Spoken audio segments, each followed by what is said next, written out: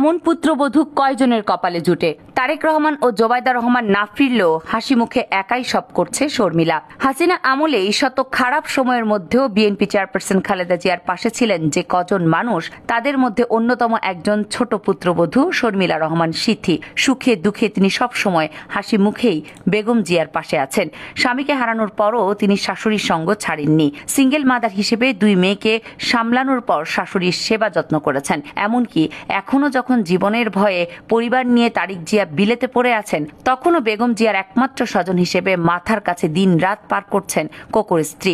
অল্প বয়সে বিধবা হয়েছেন, তবু তার নেই কোনো আপত্তি। রয়ে গেছেন শাশুড়ির কন্যা সন্তান হয়ে। খালেদা জিয়া ও শর্মিলা রহমানের সম্পর্ক অত্যন্ত ঘনিষ্ঠ, পারিবারিক এবং শ্রদ্ধা মিশ্রিত এক ধরনের বিশ্বাসের বন্ধন তাদের মধ্যে। কোকোর মৃত্যুর পর খালেদা জিয়ার প্রধান মানসিক আশ্রয় হন শর্মিলা।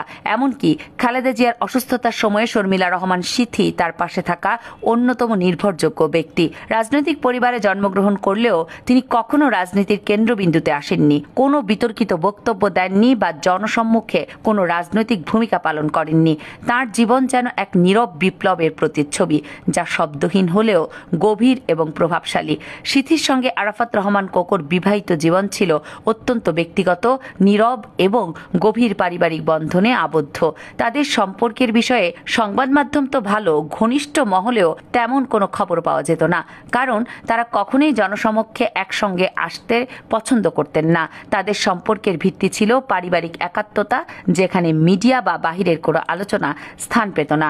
শর্মিলা ছিলেন কোকোর সবচেয়ে নির্ভরযোগ্য ছায়াসঙ্গী, যিনি কোকোর সামাজিক এবং মানসিক সাপোর্ট সিস্টেম হিসেবে কাজ করতেন। কথায় আছে না, গাছ গুণে ফল, এখানেও ব্যতিক্রম নয়। শর্মিলার পারিবারিক শিক্ষা তার পরিবার থেকে পেয়েছিলেন। তার বাবা ছিলেন একজন প্রখ্যাত সরকারি কর্মকর্তা।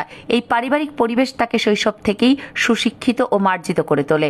ঢাকার একটি স্বনামধন্য ইংলিশ মিডিয়াম স্কুলে তার শিক্ষা জীবন শুরু হয়, যা তার ব্যক্তিত্ব গঠনে সহায়ক ছিল। শিক্ষা জীবনে তিনি ছিলেন অত্যন্ত মেধাবী এবং উচ্চশিক্ষার জন্য বিদেশেও গিয়েছিলেন। সেখানে তিনি শুধু একাডেমিক দক্ষতাই নয়, গড়ে তোলেন নিজের আত্মবিশ্বাস এবং নেতৃত্ব গুণে।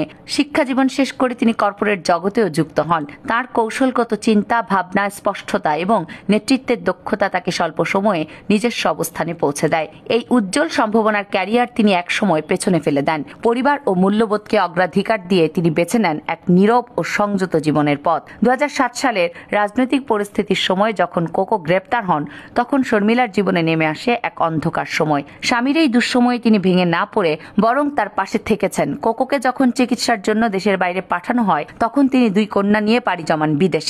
বিদেশে থাকা অবস্থায়ও তিনি কখনো কোনো